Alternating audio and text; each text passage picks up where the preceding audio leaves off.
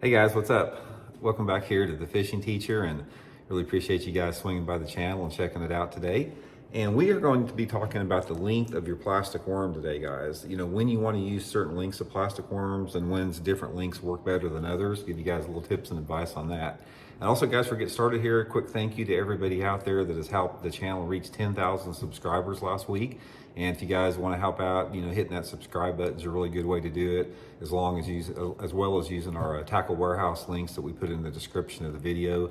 So if you guys want to support the Fishing Teacher here, if you want to buy your tackle through those links, it's a really good way to do that. So much appreciated.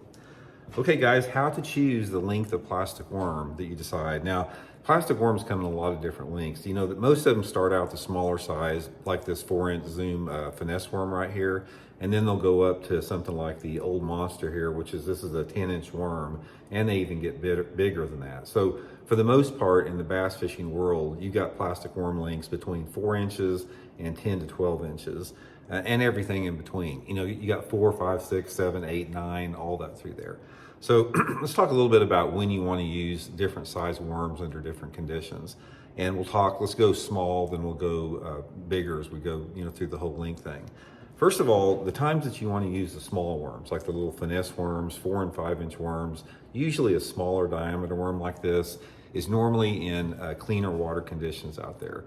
Traditionally, the clearer the water that you use, the clearer the water that you fish, the smaller worms are going to produce more. Also, a smaller size plastic worm is going to work good if you have a mixed species lake that has some spotted bass in it and largemouth and smallmouth both. A lot of times that's a little bit better. And also your tough fisheries tend to be more productive with a small worm. So if you have a body of water that doesn't have a lot of big fish in it, it tends to be a little bit harder. Small worm's going to get you a lot of bites. And as well on tough fishing days, like if you have a bright bluebird sky with not much wind, downsize your plastic worms and that's going to get you more bites. Now the next size up from that, let's talk sort of about the 6 and 7 inch size worms, which there's quite a few of them out there, just a little bit longer with that. These are sort of the workhorses that work in a lot of different conditions based upon the water clarity that you're fishing and the type of cover that you're fishing. For the most part, your 6, 7, and even maybe 8 inch worms, they're a worm you use a lot for casting on cover and structure. Like they're really good to cast around points, casting into grass beds, you know, fishing around docks. They work in a wide range of water clarities. They'll work in clear water, they'll work in dirty water based upon the color of the plastic worm that you're using. And most of the time, I correlate that with water temperature a little bit. And back to the little finesse worm, the little finesse worms really work good anytime the water temperature is like above 60 degrees.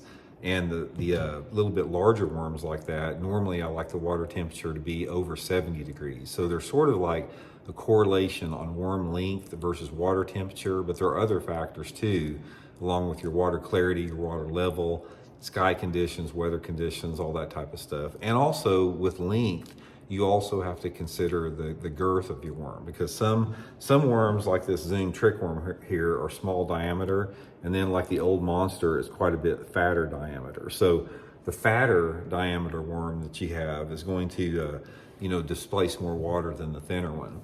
But most of the time, guys, I don't use that 6, 7, 8 inch worm as much as I do the smaller ones and the bigger ones. Now, the last category are the worms that are over 8 inches long, and normally like the 9 to 10 inch worms like this.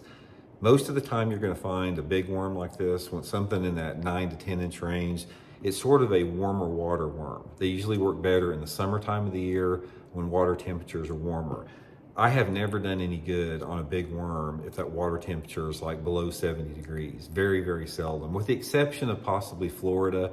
Florida is sort of an outlier a little bit because it's a different environment down there. And a lot of times big worms will work good around grass beds like down south in Florida, and water temperatures a little bit cooler than they would be up north. But for most people in a man-made impoundment, these larger worms are sort of good summertime worms to fish in a variety of situations. You can fish those big worms on structures like deep points, deep brush piles, rock piles. You can fish them around shallow cover, shallow wood, laydowns, docks.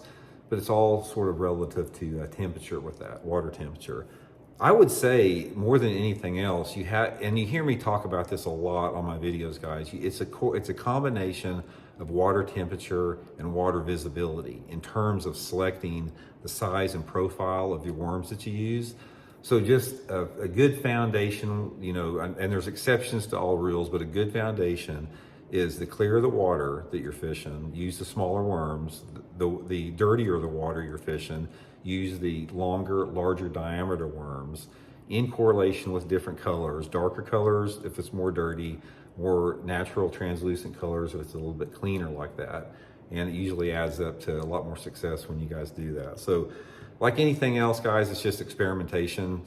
You know, this is just something that's worked for me, but there's always situations where there's going to be a fish that doesn't do what they're told to do. But that's just a sort of a good rule of thumb with that. And really don't get intimidated by all the different worm sizes and profiles out there. There are so many different profile of worms that you can throw out there. Try to keep it like this. Try when you're picking worms, try to pick your worm based upon the need for some type of a curly tail. Some worms have like a ribbon tail like this, and some of them have just like a small curl on the end. And then think in terms of your straight-tailed worms, like your trick worms and your Cincos. That's sort of the two worm categories. In general, you know, the straight-tailed worms are going to work better in cleaner water, a little bit tougher fishing conditions, and the curly-tailed worms are going to work a little bit better in off-colored water, deeper water, and maybe when those fish are a little bit more aggressive. So, you know, guys, hope it helps out, and we'll talk later.